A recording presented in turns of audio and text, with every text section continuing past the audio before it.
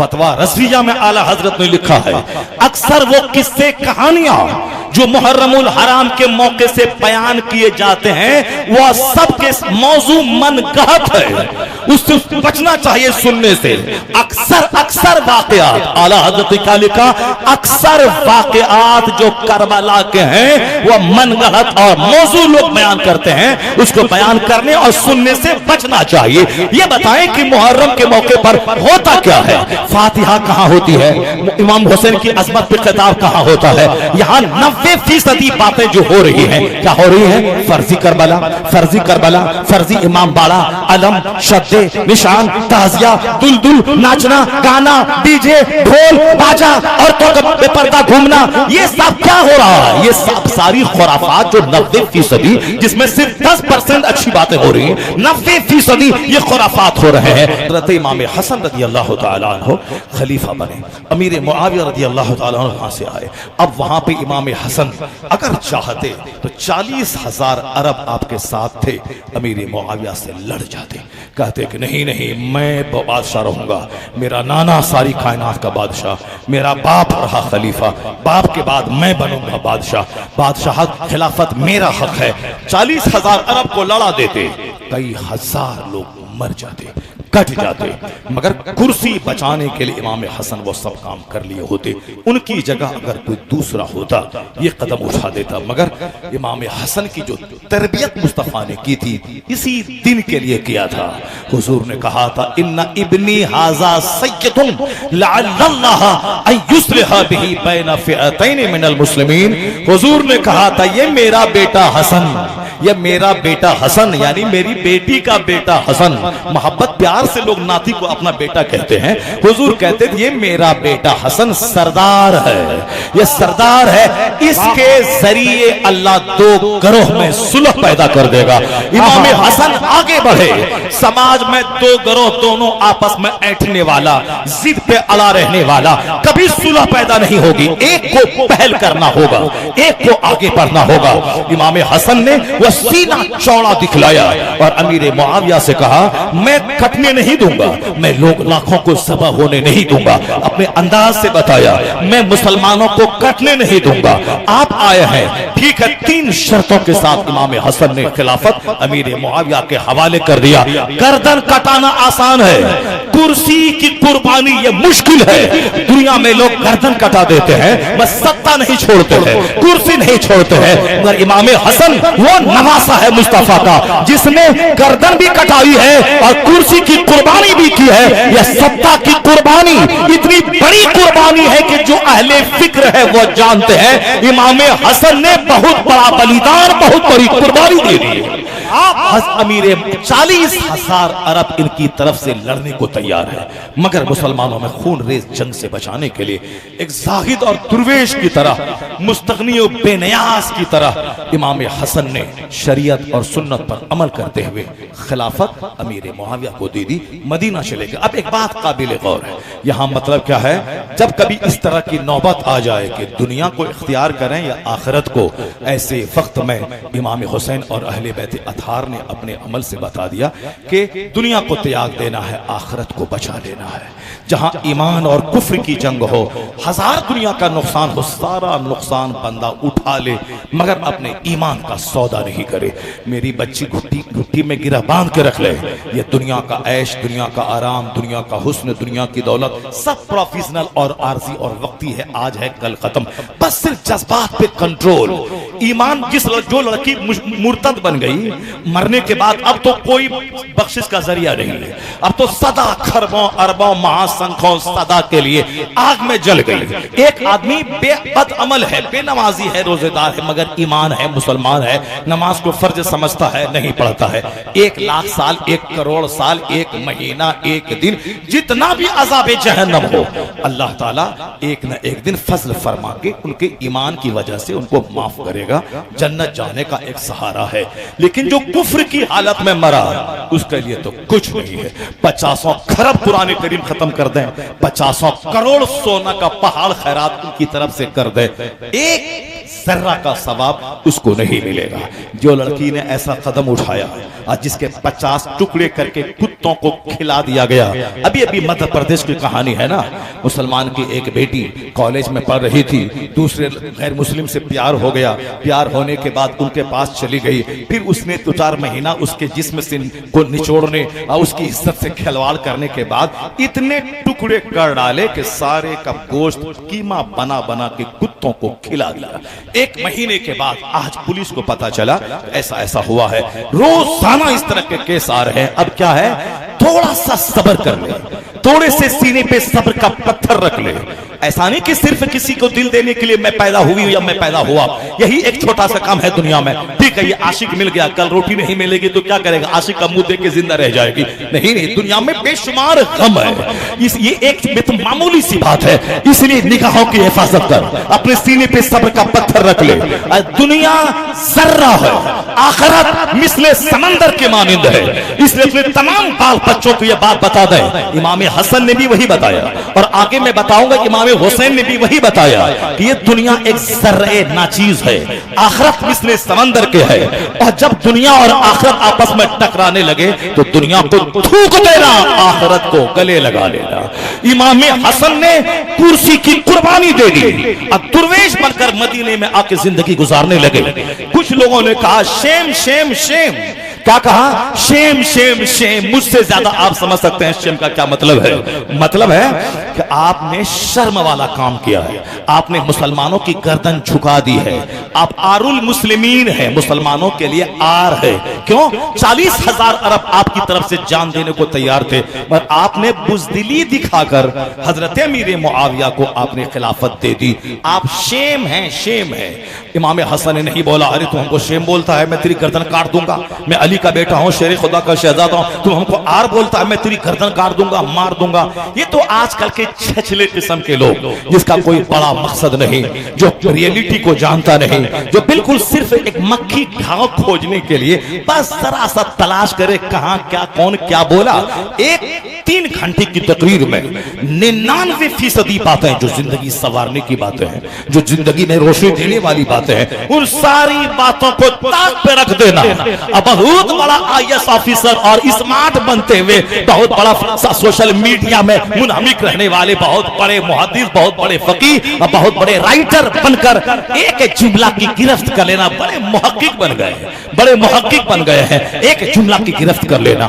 आदमी तो बोलता है कभी कभी, अक्सर बातें 70%, 80%, 90% इस तरह की बातें लोग बोल के कहना चाहते हैं कि अक्सर यानी ज्यादातर बातें। फतवा रज़विया में आला हजरत ने लिखा है, अक्सर वो किस्से कहानियां जो मुहर्रमुल हराम के मौके से बयान किए जाते हैं वह सबके मौजू मनगढ़ंत है, उससे बचना चाहिए सुनने से। अक्सर वाकयात, आला हज़रत ने क्या लिखा, अक्सर वाकयात जो करबला के हैं वह मनगढ़ंत और मौजू लोग बयान करते हैं, उसको बयान करने और सुनने से बचना चाहिए। ये बताएं कि मुहर्रम के मौके पर होता क्या है, फातिहा कहां होती है, इमाम हुसैन की अजमत पे खिताब कहां होता है। यहाँ 90% बातें जो हो रही हैं, क्या हो रही है, फर्जी करबला, फर्जी करबला, फर्जी इमाम बाड़ा, अलम, शद्दे, निशान, ताजिया, दुलदुल, नाचना, गाना, डीजे, ढोल, बाजा और तो बेपर्दा घूमना, ये सब क्या हो रहा है, ये सब सारी खुराफात जो 90% जिसमें सिर्फ 10% अच्छी बातें हो रही हैं, 90% ये खुराफात हो रहे हैं। बंदा उस पे बोलता है और फिर बंदे का निशाना वो था, यानी वो राफिजी जो अहले बैत अतहार के नाम पे जिन्होंने खुराफात मचाया, जिन्होंने गंदी गंदी बातें की है। हजरत सकीना जवान है, उसकी बेसब्री को साबित करना, सैयदा सुगरा बीमार बच्चा तड़प रही है, ये कोई तारीख की किताबों में मौजूद नहीं है, मगर हाय सुगरा कह के रंग जमाना, हाय सकीना कह के रंग जमाना। कासिम की मंगनी हो रही है, सकीना की मंगनी हो रही है, सुगरा का खत आ रहा है, एक कबूतर आ रहा है, यानी ये शहादत की, इस्तिकामत की, बहादुरी की, अल्लाह की राह पे सब कुछ लुटाने की कहानी को कबूतर की कहानी बना दिया है, कबूतर की कहानी बना दिया है, खत की कहानी बना दिया है, मर्जिया की कहानी बना दिया है। और साहब जज्बात में लोगों को भड़काने के लिए हजरत अली असगर के मैदान में लोगों के सामने पानी मांगने की कहानी बना दिया है। ये कहानी सब्र की कहानी, खुददारी की कहानी, गैरत की कहानी, इस्तिकामत की कहानी, हक बचाने के लिए गर्दन कटाने की कहानी, यानी जुल्म के सामने सब्र की तारीख रचने की कहानी है। करबला की कहानी लोगों ने किस तरह से चाल फैला दिए जहालत के। असल में मेरा मतमहे नजर, मेरा मकसद था इन राफिजियों, इन शियाओं का, जिनकी मस्जिदें वीरान हैं, जिनके मदरसे उजड़े हुए हैं, जिन्हें खानकाही निज़ाम नहीं है, मस्जिदें हैं अजान नहीं होती है, नमाज का पता नहीं, जबकि नमाज पंजगानों के बारे में मुस्तफा ने फरमाया है कि बेनमाजी का हश्र फिरौन के साथ होगा, बेनमाजी का हश्र कारून के साथ होगा, बेनमाजी का हश्र हामान के साथ होगा। यहाँ ना नमाज का सिस्टम, बस सारा सिस्टम मातम सारा सिस्टम मातम में, सारा सिस्टम सीना को भी में चला गया। हमने उसकी मसब्बत की है। अहले बैत की मोहब्बत में सुन्नियों ने शियाओं की रिवायतों को कबूल कर लिया, उनकी हिकायतों को कबूल कर लिया, उनकी सारी बातों को कबूल कर लिया। शायरों ने भी, खतीबों ने भी उसी की तरह रंग जमाना, उनकी कहानी बयान करना। मैंने राफिजियों की मजम्मत की है और मेरे वहलो जो सच्चाई से परे उन सिर्फ रंग जमाने के लिए उनकी बातों को ले लिया है, मैंने उसकी मजम्मत की है। उनकी कहानी 99% क्या 99% राफिजियों की कहानियां वह सब गढ़ी हुई कहानी, जो कहानी 1300 साल पहले करबला के वाकयात के 500 साल तक कोई अता पता जिसका नहीं है, वो सारी कहानियां गढ़ गढ़ के सिर्फ लोगों के जज्बात से खेलने, लोगों को रुलाने और फिर मजलिस में रंग जमाने के लिए अपनी तरफ से गढ़ गढ़ लिया गया है। उनकी मजम्मत की गई है। अहले सुन्नत व जमात के जिन उलमा ने, जिन फुक़हा ने, जिन्होंने तारीख लिखी है, उस तारीख से बहस किसको है? जो तारीख है सच्ची है। इमाम हुसैन की शहादत की कहानी, अहले बैत की फजीलत की कहानी जो बुखारी शरीफ में है, जो मुस्लिम शरीफ में है, जो मिशकात शरीफ में है, उससे साथ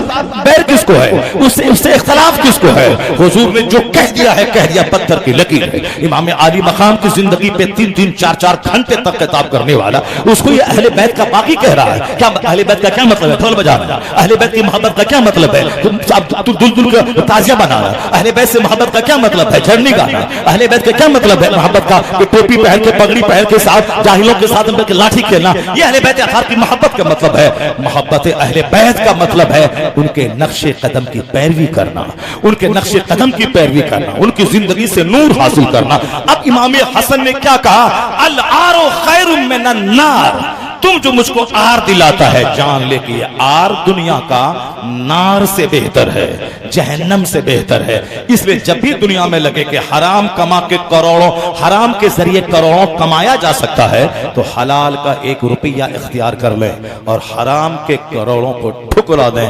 यही हुसैनियत है, यही हसनियत है, यही अहले बैत अतार का फरमान है। यहाँ सुबह कहीं, शाम कहीं, रात कहीं, दिन कहीं, दोपहर कहीं, शाम कहीं, यानी गिरगिट की तरह रंग बदलने वाला, कभी इधर कभी उधर, कभी उधर कभी इधर, ये रंग बदलने वाला, ये हुसैन का नाम नहीं ले, इमाम हसन का नाम नहीं ले। हुसैन ने कह दिया ये हक है तो तलवारों के हुजूम तक कहता रहा ये हक है। इमाम हसन ने कह दिया ये हक है तो फिर कोई दुनिया उसको झुका नहीं पाई।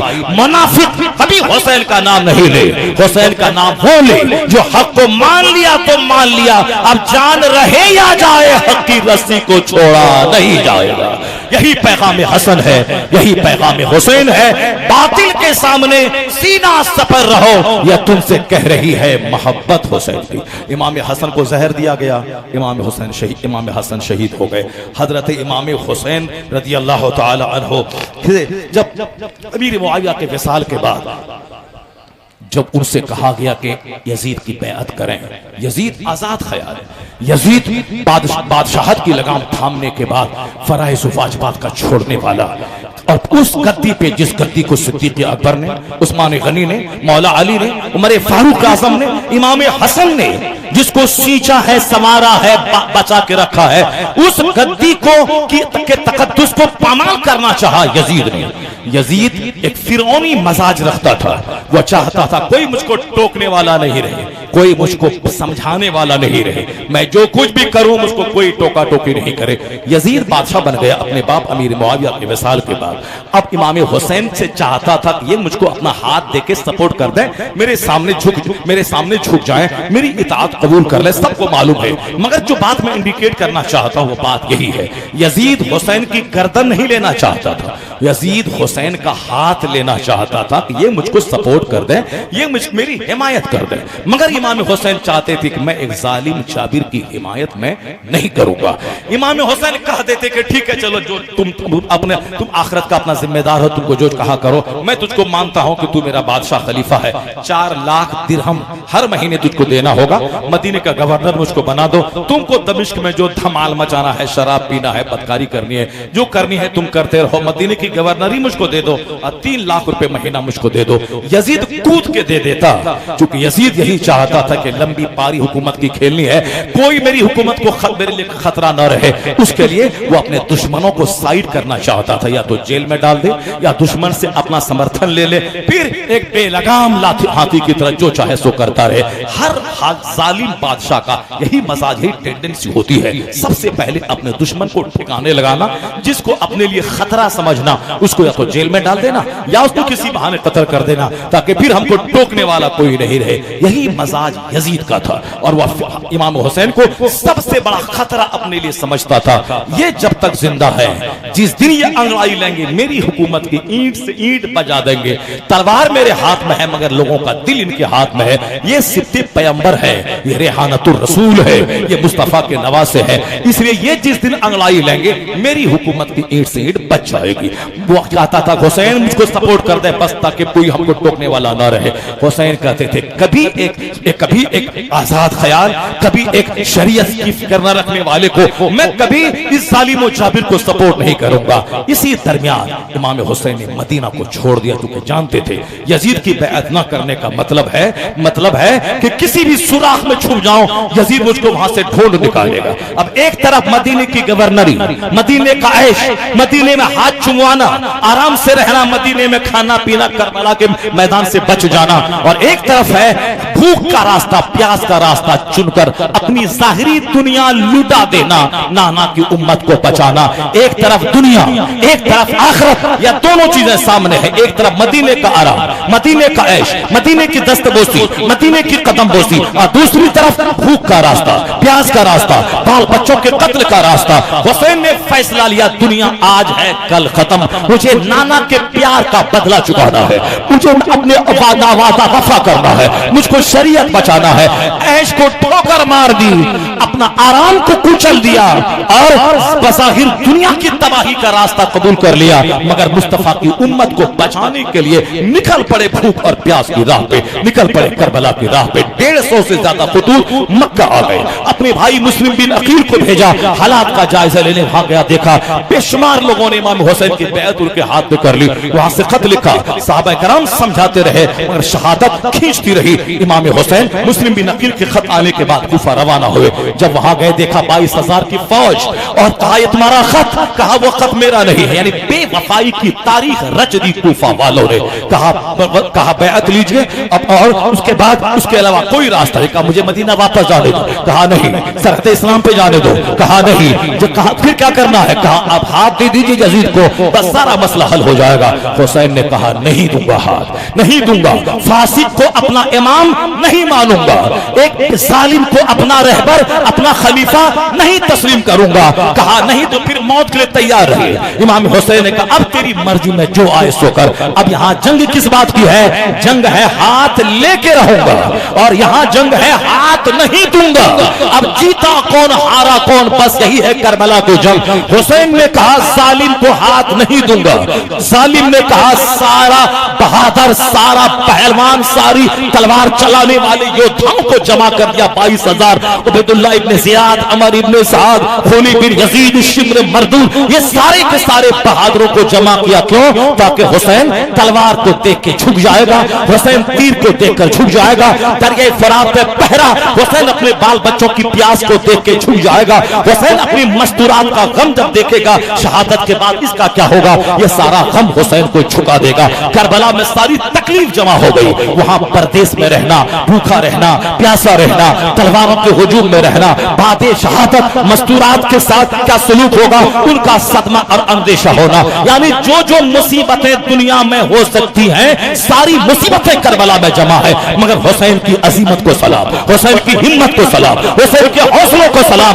यजीद चाहता था हुसैन की गर्दन पहले न कटे, अली अकबर कट गए ताकि हुसैन झुक जाएगा, अली असगर कटे ताकि हुसैन बच्चे की शहादत को देख के झुक जाएगा। हजरत हुर शहीद हुए, हबीब बिन मज़ाहिर शहीद हुए, बुरैद बिन हुज़ैर शहीद हुए, मुस्लिम बिन औसा शहीद हुए, अब्बास अलमबरदार शहीद हुए ताकि हुसैन झुक जाएगा, मगर लाशें गिरती रही, हुसैन का हौसला पुख्ता होता रहा। हुसैन ने भीगिया की जिंदगी की भीख नहीं मांगी, यहाँ तक कि जुल्म की तलवार चली, तीर तीरों की बारिश हुई। हुसैन 72 जख्म नेज़ों के तलवारों के खाने के बाद अपनी पेशानी जमीन पर रख दी, खुदा की तस्बीह पढ़ता हुआ जान जाने आफरी के हवाले कर दिया।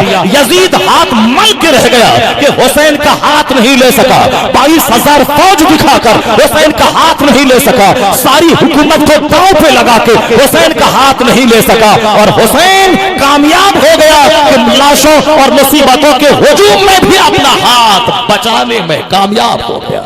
न यजीद का वो सितम रहा, न वो जुल्म इब्ने ज़ियाद का, जो रहा तो नाम हुसैन का, जिसे जिंदा रखती है करबला। हुसैन अपना हाथ बचाने में कामयाब हो गए। यजीद सारी ताकत झोंक के भी हुसैन का हाथ नहीं ले पाया।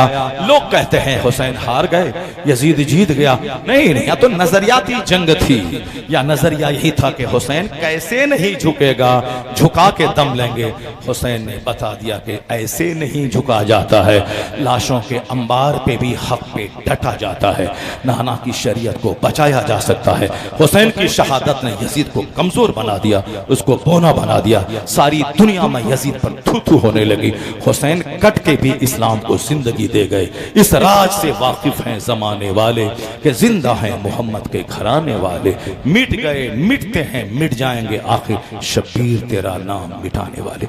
आज समाज को मुनाफिक की नहीं, सच्चे हुसैनी की जरूरत है। समाज को यजीदी की नहीं, आज सच्चे हसनी और हुसैनी की जरूरत है। समाज को खेल तमाशे की नहीं, समाज को सच्ची रिवायत सच्ची हिकायत की जरूरत है। इतनी बड़ी कहानी को लोगों ने तमाशा बना दिया, इतनी बड़ी रोशनी से भरपूर कहानी को लोगों ने डीजे और पिंजू और ढोल तमाशे की तरफ नजर कर दिया। माअज़ल्लाह, हजार बार माअज़ल्लाह। अल्लाह तबारक व तआला इमाम आली मकाम रज़ी अल्लाह तआला अन्हु के सदक़े हम सबों को हक पर मरते दम तक डटे रहने की तौफीक अता फरमाए। दुश्मनों के हुजूम में नर्वस नहीं, बल्कि बातिल को हमेशा सरनगो रखने और हक को हमेशा गालिब रखने का जज्बा अता फरमाए। वही हालात हिंद में पैदा हो गए हैं।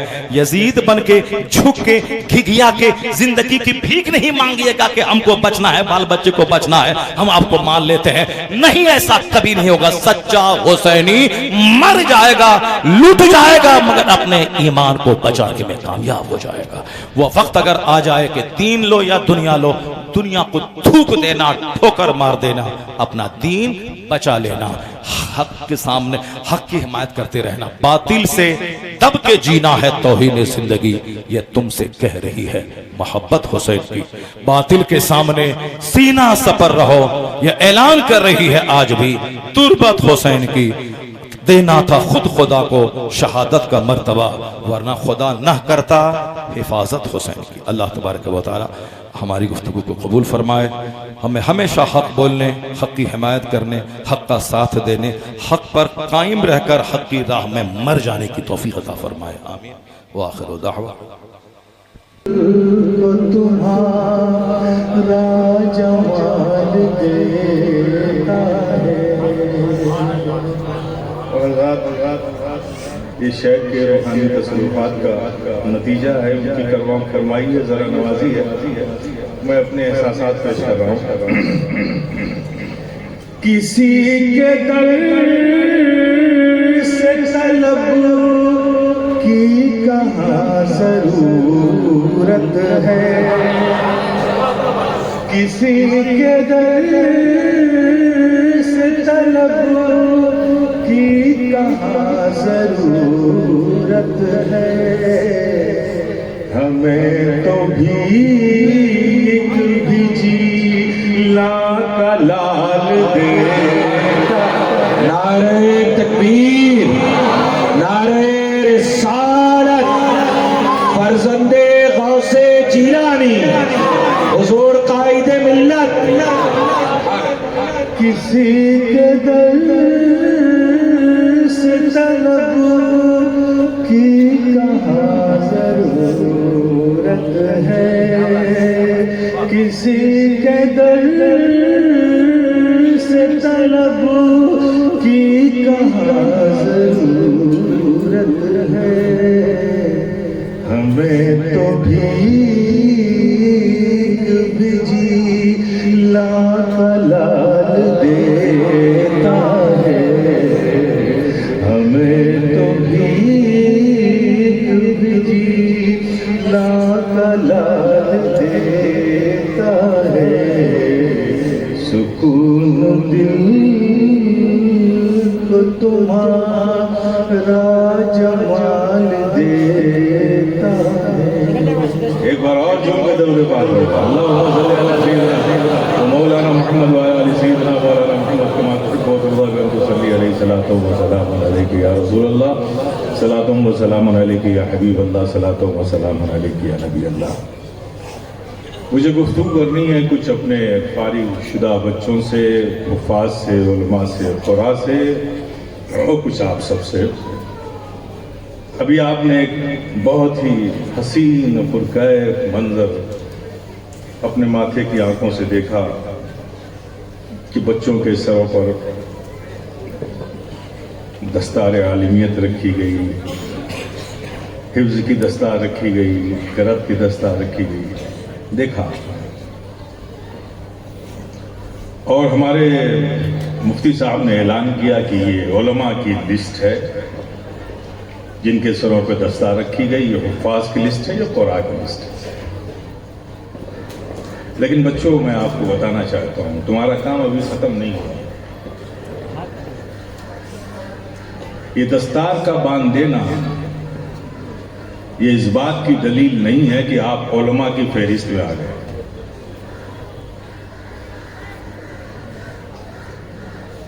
मैं आगे का निसाब बताना चाहता हूं।